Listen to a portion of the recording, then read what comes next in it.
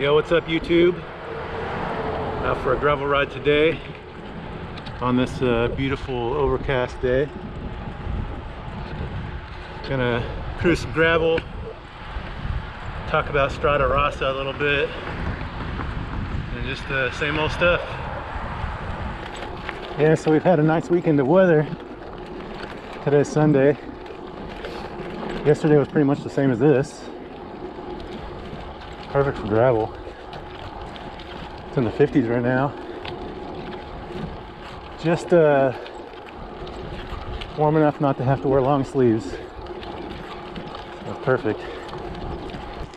Today I'm going to start off with a quick tail canyon up and down, and then go through the hills a little bit, wind my way to Holder Crooks Park, where part of the Strada Rossa was. Those are some good gravel trails, so I'll go hit that up again. I was going to go into the mountains today, but I might as well take advantage of this cool weather in the valley while I can. And then I'll start going into the mountains when it gets hotter down here. For those of you that do my routes, they put this fence right here for Kell Canyon. I just go through it. It's not barbed wire, so I think it's just to keep the vehicles out from dumping. So Strada Rossa recap. First off, it was an awesome ride. The route was a little wonky. You know, nothing I would do for a route that I would do on my own, but I guess they want to make it a little harder and have some challenging spots. Started off at in Redlands at the Mission, whatever that place is called. It's like Astencia or something like that. And from there we went into the hills around Holder Crooks. Big mountain bike spot.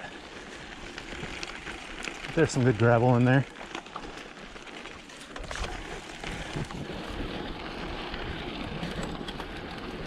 Holder Crooks was about the heaviest climb for the route I did. I did the 65-mile route. There were some short 20% climbs in there, some sustained 10+% climbs. It was nice to get that out of the way.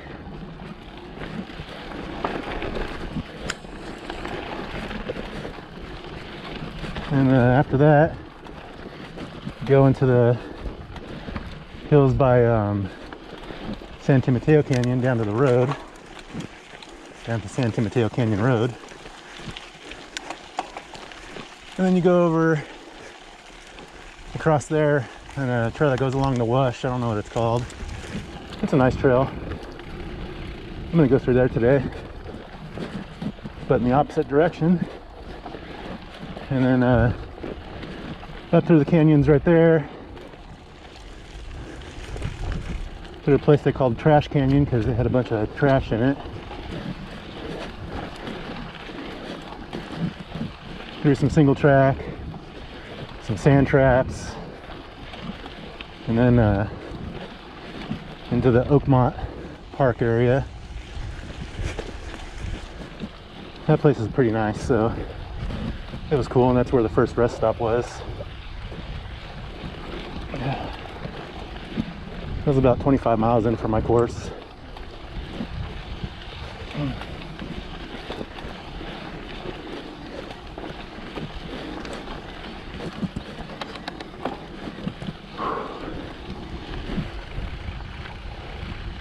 And from there you ride up into Oakmont Park through there.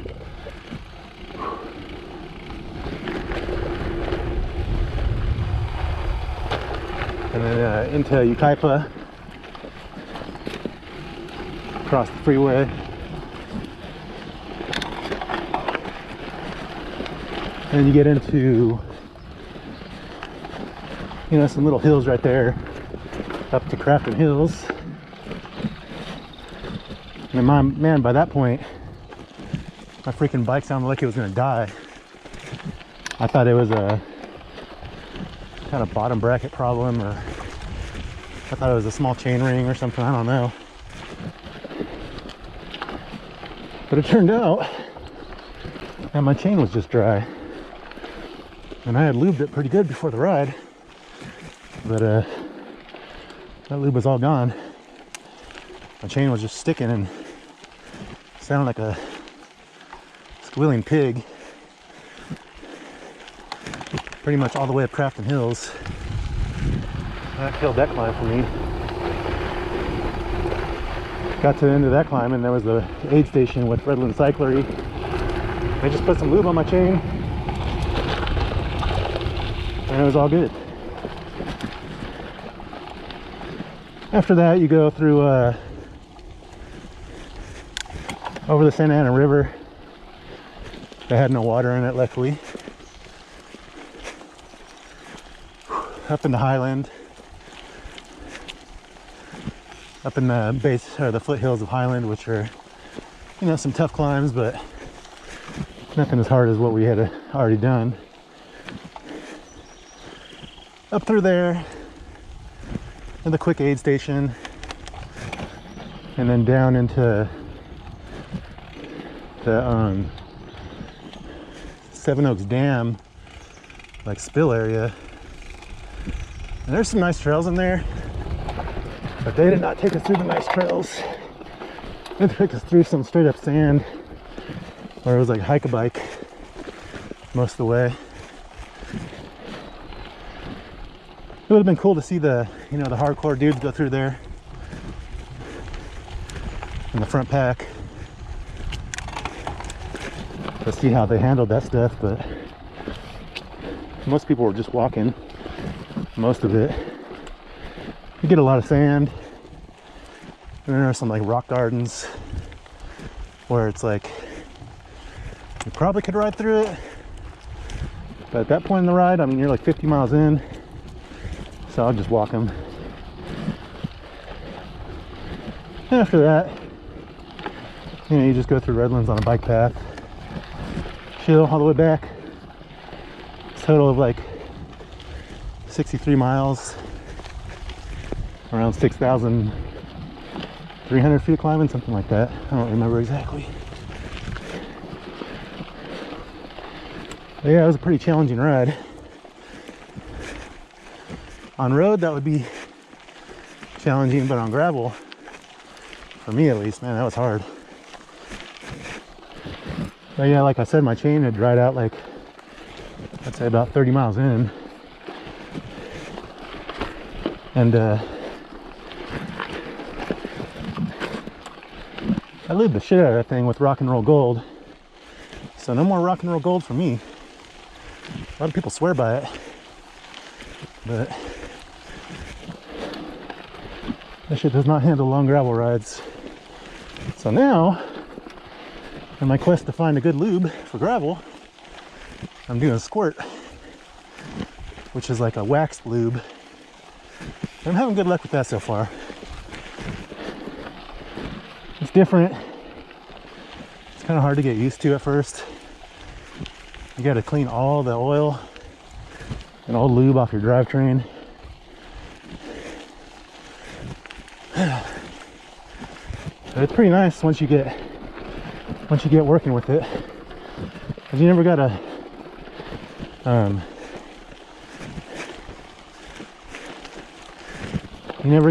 degrease your drivetrain again.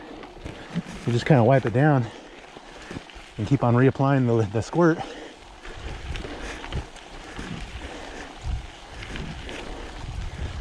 And shit, I'm about, I don't know, four good rides in now. And so far so good.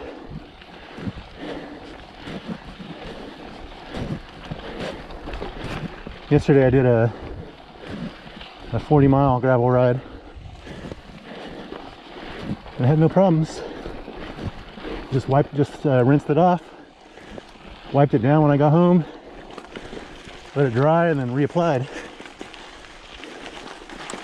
I was doing good today. So hopefully I can stick with this one for a while.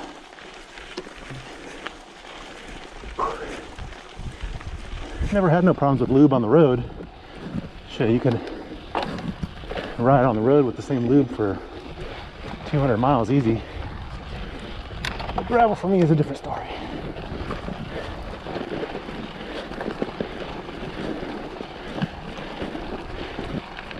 Yeah, and then on one of the descents at near the end, coming out of a trail called Lower Workout Trail up in the Highland Foothills, I went down. Had a big rut coming up. I lined up for it and everything, thought I had it, but went down. It was a pretty slow speed crash, so it wasn't nothing too bad, but I bent my derailleur cage a little bit to where when I would go on the easiest gears in the back, my derailleur was rubbing on my spokes on the back tire or on the back wheel, so that was kind of shitty. Still had some decent climbs to go, and I had to stay out of the easiest gear. But by that time in a ride like that, and you're riding with people too, I don't know, I'm just like numb.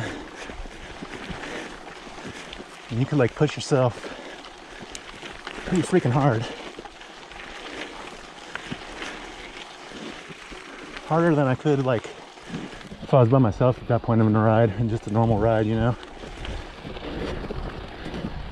So I was hauling ass up some of those climbs at the end. And you go through that sand at the end. After that, there was a bike path. And I was just hauling ass on that too. I was just ready to be done. So I was emptying the tank.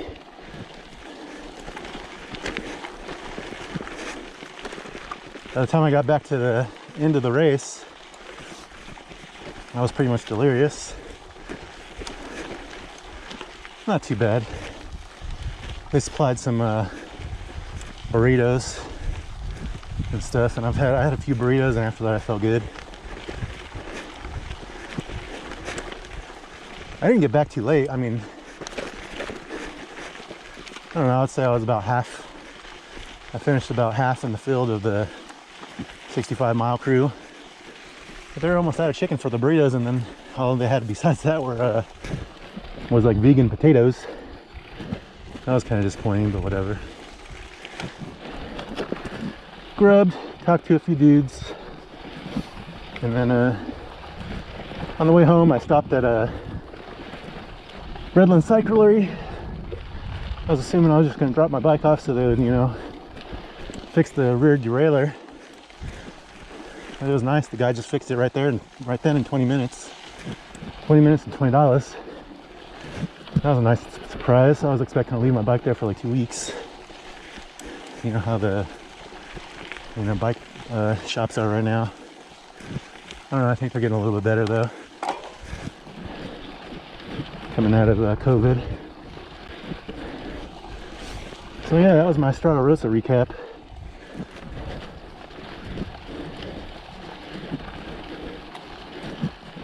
I would have liked a nicer route, but it was cool. I'll go back again next year.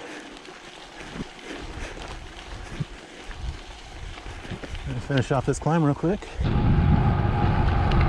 right, so that'll be it for the Strada Rossa recap video. I'm gonna cut this video right here for the people who just wanted to watch the recap and didn't, you know, want to watch the whole ride. I'll record the rest of the ride for the video that'll come after this one. So if you want to see that, it'll be up shortly after this video. But I hope you all enjoyed. Like and subscribe if you'd be so kind, and I'll see you on the next video. Yeah.